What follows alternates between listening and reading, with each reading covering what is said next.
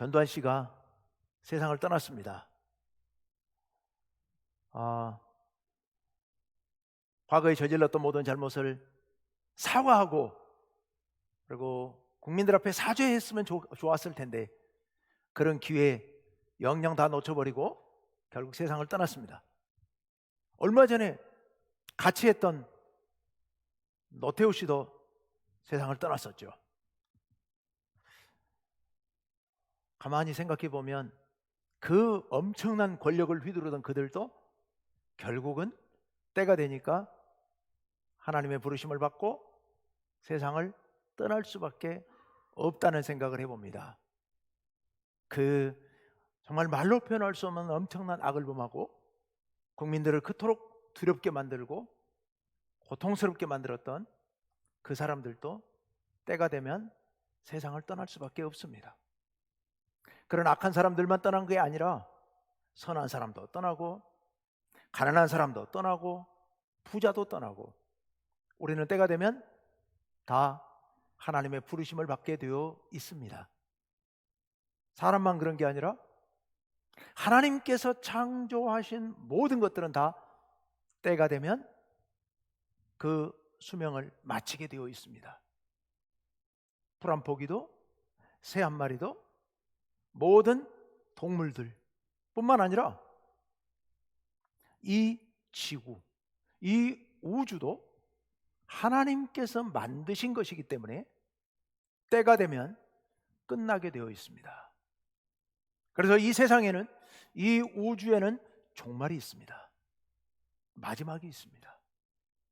우리 개인적으로는 우리의 생명을 다하는 날이 우리 개인적인 종말이고, 그리고 이 우주에는 하나님께서 말씀하신 대로, 예수님께서 말씀하신 대로 때가 되면 이 우주도 수명을 다하게 될 겁니다.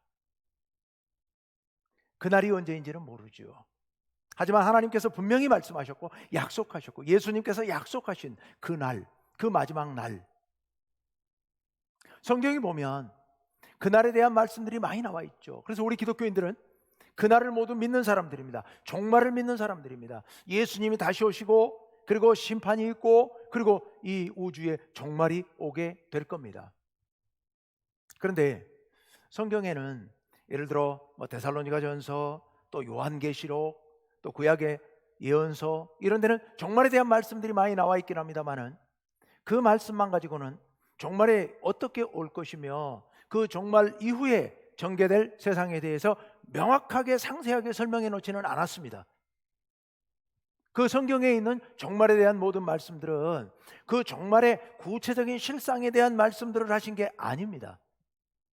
그럼 뭘 말씀하고 있을까요? 그 종말 이야기를 통하여서 우리들에게, 오늘 이 땅에 살아가고 있는 우리들에게 하나님의 마음을, 하나님께서 전하시고자 하는 뜻을, 하나님의 메시지를 우리들에게 전해주시는 말씀들입니다.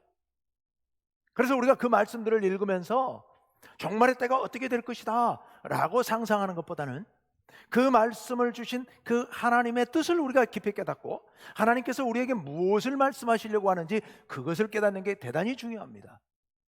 성경에 나와 있는 이 종말 이야기들을 근거로 많은 영화들이 만들어지고 소설들이 쓰여지고 만화가 그려지고 이런 일들, 또 많은 사람들은 거기에 대해서 상상을 하고 어떤 사람들은 그것을 거짓으로 보태서 이상한 이야기들을 지어내고 이렇게 하고 있습니다.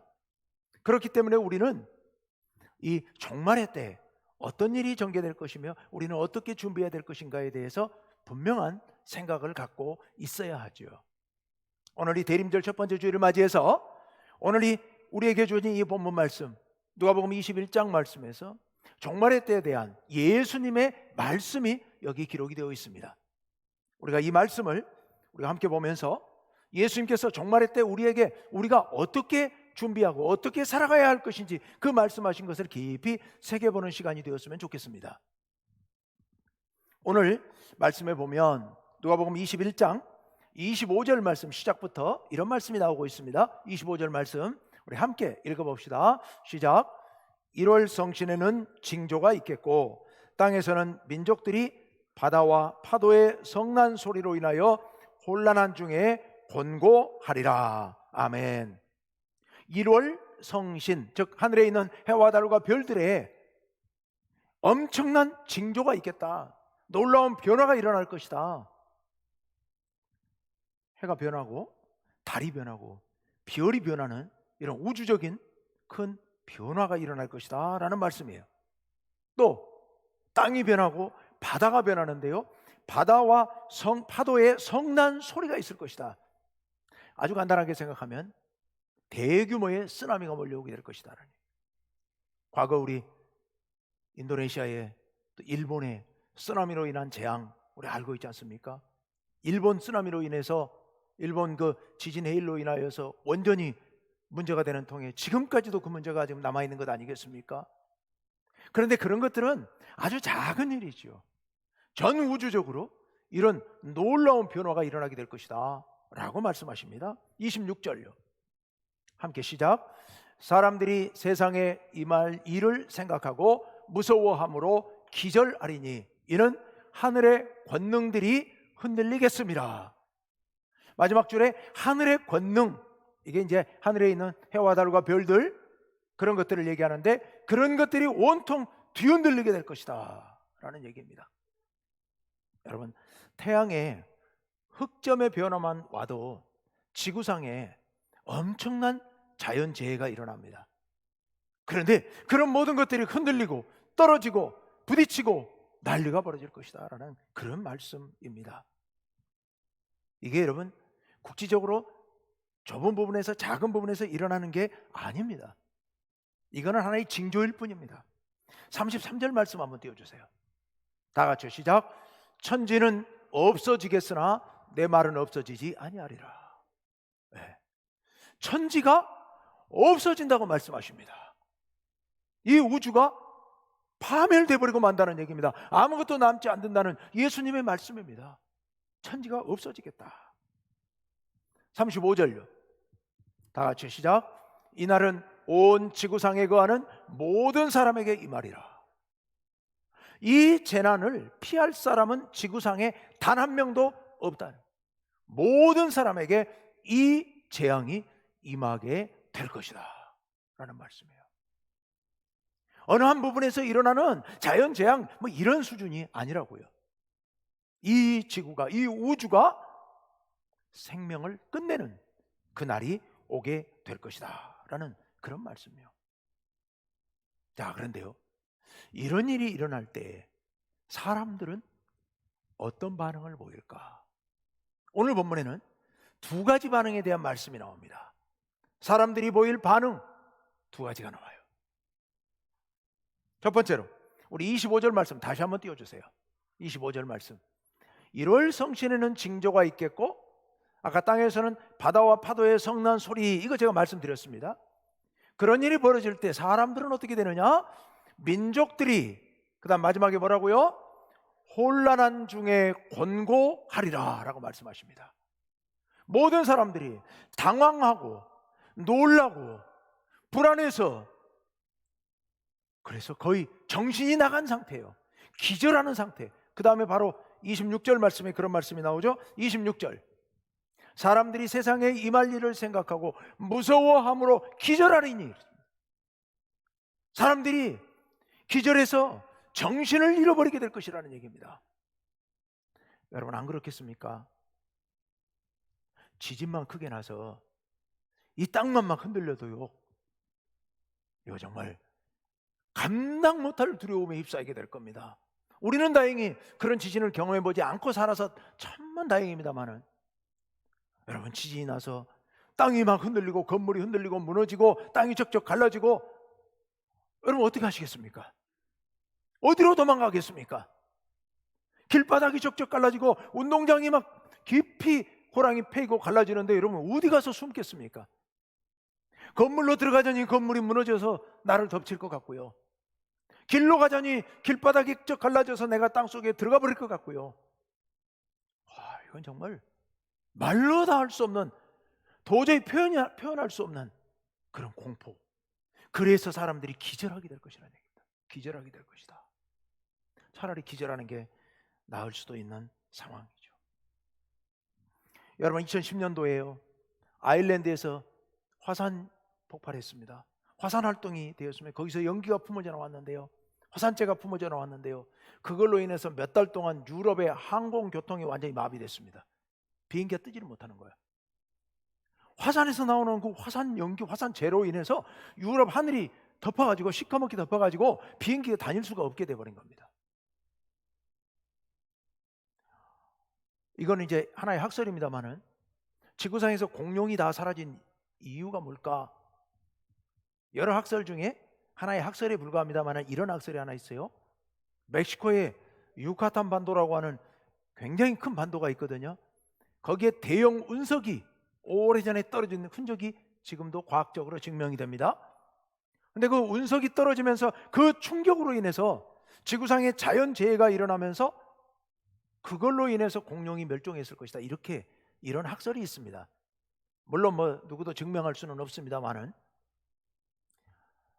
중요한 것은, 제가 말씀드리려고 하는 것은, 이런 우주적인 재앙이 일어나면 그거는 우리가 상상할 수 없는 일이 벌어진다고 하는 사실입니다.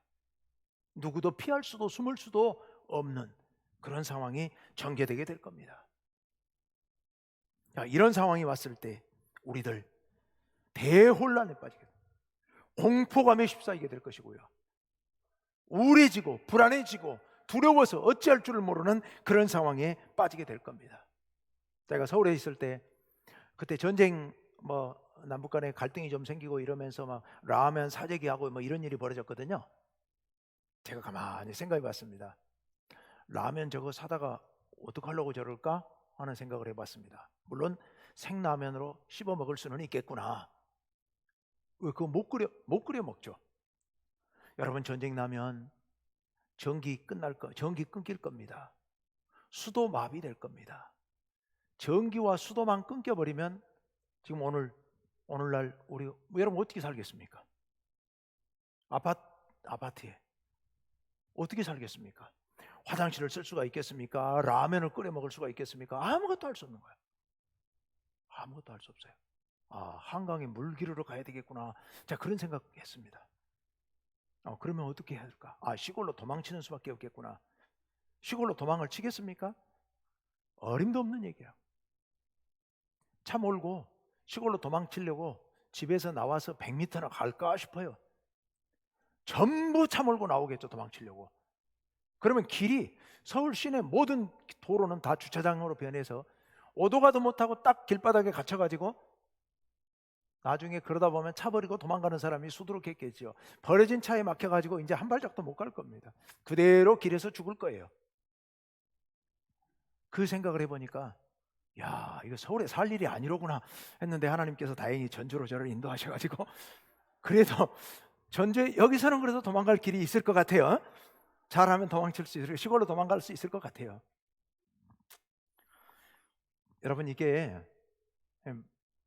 말로 글로 이렇게 얘기하지만 실제 상황이 벌어지면요, 정말 살아날 길이 없을 거예요. 살아날 길이요. 이런 상황 속에서 모든 사람들은 혼란에 빠져 두려워 떨며 기절하며 엎드려 숨고 울고 난리가 벌어질 것이다. 그런데요, 또 다른 반응이 있습니다. 다른 한 가지의 반응. 여기 오늘 28절 말씀 보십시오. 다 같이요, 시작. 이런 일이 되기를 시작하거든 일어나 머리를 들라. 너희 속량이 가까웠느니라 하시더라. 아멘. 일어나 너희 머리를 들라. 사람들은 다 무서워서 머리를 땅속에, 덤불 속에, 책상 밑에 머리를 박고 숨어서 제발 나에게 이 지진으로 건물이 무너지지 말기를 바라고 울부짖고 있겠지만 너희는 머리를 들라. 일어나서 머리를 들고 하늘을 보라 라는 말씀입니다. 이 머리를 들라는 게 무슨 말씀이겠습니까? 당당하게 일어서라, 기쁨으로 일어서라, 두 손을 높이 들고 만세를 부르고 하나님께 영광의 찬양을 드리라라는 그런 얘기입니다.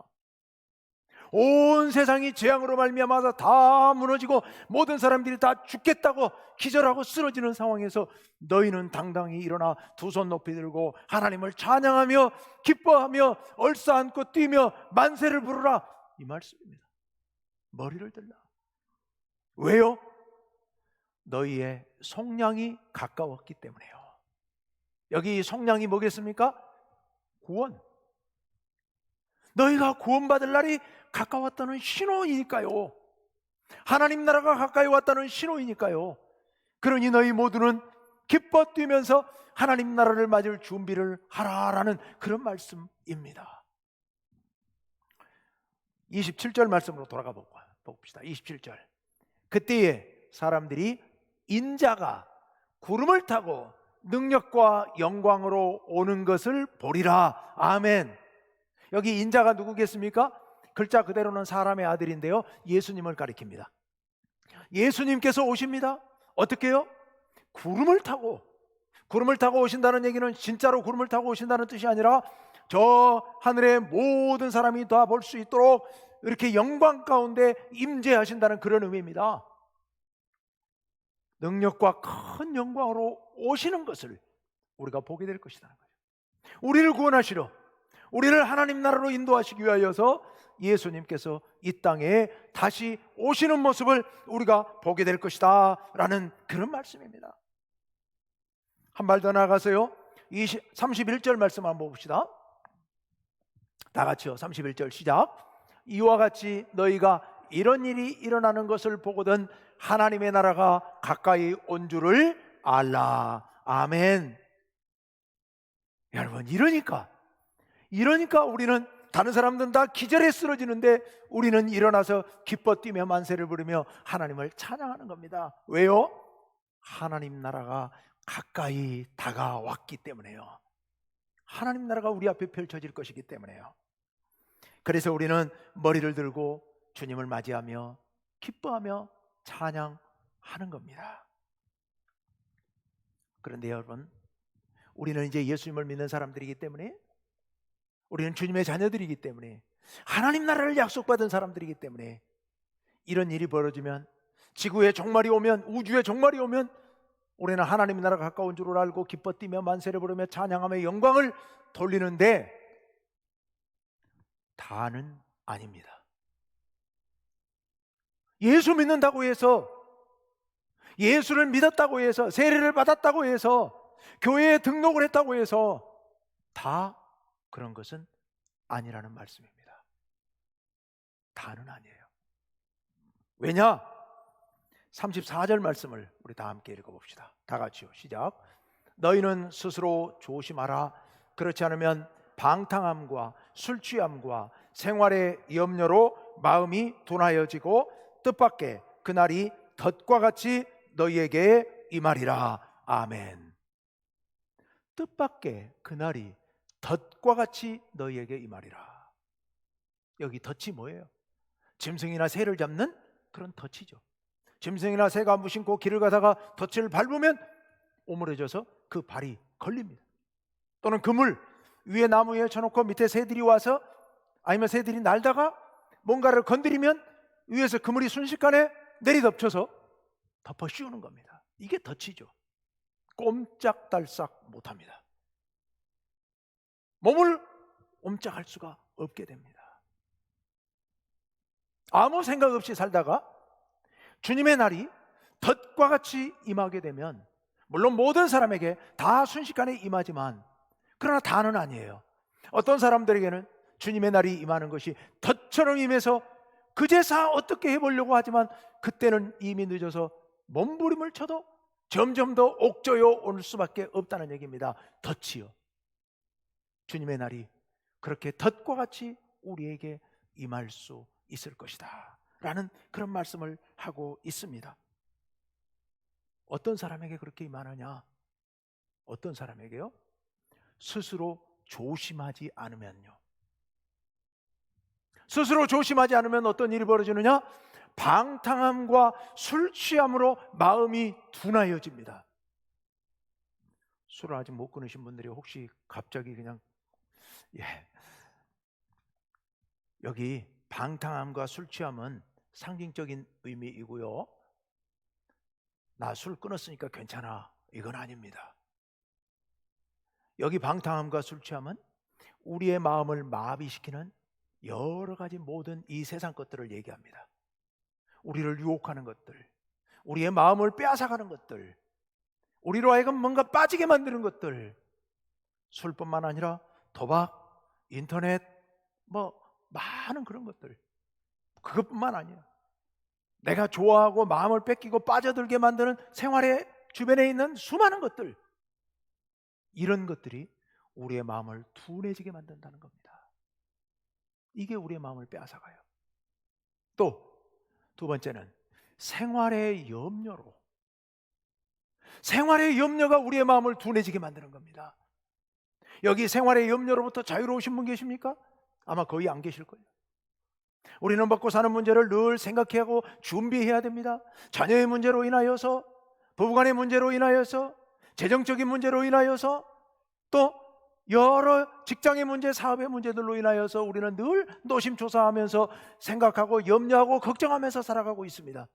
걱정해야 맞습니다. 그런 거 염려하는 게 어쩔 수 없습니다. 왜? 우리가 이 땅에 살고 있기 때문에요. 그런 문제들이 우리 앞에 놓여 있으니까요. 그거 우리가 무책임하게 마음 놔버리고 살다가 그 문제를 그로 인하여서 내가 고통을 당하고 우리 가족이 고통을 당할 수도 있기 때문에 우리는 준비해야 되고 노력해야 되고 애써야 되는 게 맞습니다.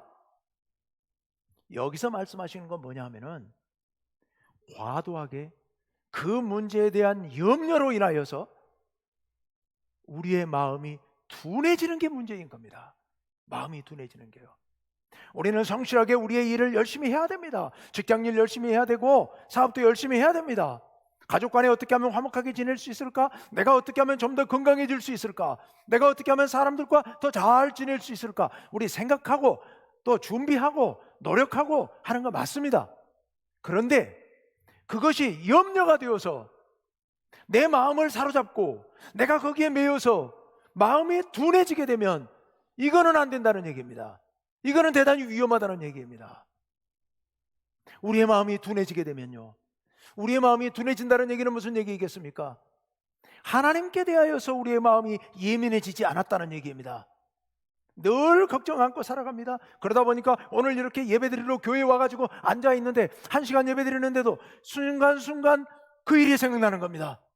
사업이 생각나고 직장 일이 생각나고 그리고 먹고 살 일이 생각나고 내일 할 일이 생각나고 오후에 골프 치러 갈 길이 생각이 나고 그리고 친구들과 함께 영화 보러 가기로 약속한 게 생각나고 그것에 빠져가지고서 하나님께 대하여서 둔해져 버리는 거, 이게 문제라는 겁니다. 기도할 시간에 기도하지 않고 영화 보고 앉아 있고요, 말씀을 읽어야 될 시간에 말씀을 읽지 않고 다른 걱정하고 앉아 있는 우리들의 마음, 그것을 지금 말씀하고 계시는 겁니다. 그런 걸로 인하여서 우리의 마음이 둔해지면 골프도 쳐야 되고 축구도 해야 되고 달리기도 해야 되고 열심히 운동을 해서 우리의 건강을 유지하는 거 굉장히 중요한 일입니다. 하나님께서 우리에게 주신 건강이니까 이거 지켜야 됩니다. 하지만 그거의 마음을 빼앗겨서 하나님께 대해서 둔해지면 안 된다는 얘기입니다. 하나님께 대해서 둔해지면 그러면 뜻밖의 그날이 덫과 같이 우리를 덮쳐서 우리를 옴짝달싹 못하게 만들게 될 거라는 그런 말씀입니다. 그럼 우리 어떻게 해야 됩니까? 어떻게 해야만 주님의 날이 임했을 때 당황하지 아니하고 머리를 들고 두 팔을 높이 들고 주여 어서 오시옵소서라고 찬양하며 영광 중에 주님을 맞을 수 있을까요? 마지막 36절 말씀을 우리가 다 함께 읽어봅시다. 다 함께 시작. 너희는 장차 올 이 모든 일을 능히 피하고 인자 앞에 서도록 항상 기도하며 깨어 있어라 하시니라. 아멘.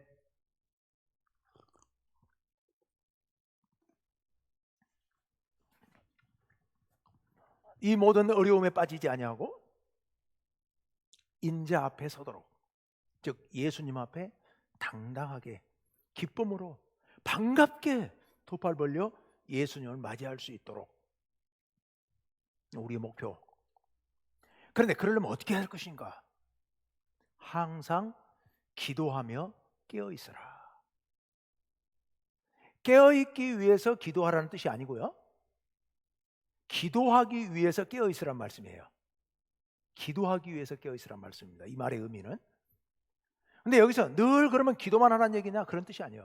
여기 기도라는 말씀은 예배, 말씀, 기도, 찬양, 즉 하나님 향해서 열려있는 마음, 열려있는 생활, 이것을 얘기하는 겁니다. 하나님과 교통하는 생활, 하나님과 늘 관계 맺는 생활, 그걸 해야만 우리가 깨어 있을 수 있다는 얘기죠. 아까 제가 소도에서 그런 말씀 드렸습니다. 멀리 파견 근무 간 아빠가 아들하고 줄넘기를 하기로 약속을 했는데요, 아이니까 잊어버리고, 아이니까 하다 보니까 힘드니까 안 하게 되고 게을러지게 됩니다. 근데 아이가 그 약속을 지키기 위해서 계속해서 게을러지지 않고 노력하기 위해서는 아빠와 전화통화, 이 한 통화가 대단히 중요한 겁니다. 아빠와 전화통화를 하다 보면, 아빠와 늘 사랑을 매일같이 전화통화하면서 사랑을 나누다 보면, 그리고 아빠가 너 줄넘기 잘하고 있니? 라고 물어보는 그 한마디에 아이는 다시 일어나서 열심히 운동할 수 있게 되는 겁니다. 그래서 자기가 건강해질 수 있게 되는 겁니다. 우리가 하나님과 이 한 라인이 열려 있어야 되는 겁니다. 하나님과 관계가 열려 있어야 되는 겁니다. 그게 바로 항상 기도하며 깨어 있는 겁니다. 하나님 앞에 늘 예배하고 찬양하고 기도하고 말씀 읽고 말씀대로 살고, 이런 삶이 계속될 때 우리의 삶이 충실하게 준비되었다가 예수님 갑자기 임하셔도 덫과 같이 우리의 삶을 덮치는 것이 아니라 머리를 들고 기뻐하면서, 기뻐 뛰면서 찬양하며 영광 돌리며 두 팔 높이 들고 주님을 맞게 될 줄로 믿습니다. 가까이 다가온 하나님의 나라가, 우리의 하나님의 나라가 될 줄로 믿습니다. 그런 놀라운 은혜를 다 누리시는 단 한 명도, 우리 충무교회 성도들 중에는 단 한 명도 덫에 걸리는 사람 없기를 간절히 바라고요. 우리 충무교회 성도들의 가족들도 단 한 명도 이 덫에 걸리는 사람 없이 모두 머리를 들고 기쁨으로 주님을 맞이하게 되기를 간절히 바랍니다. 우리 함께 기도합시다.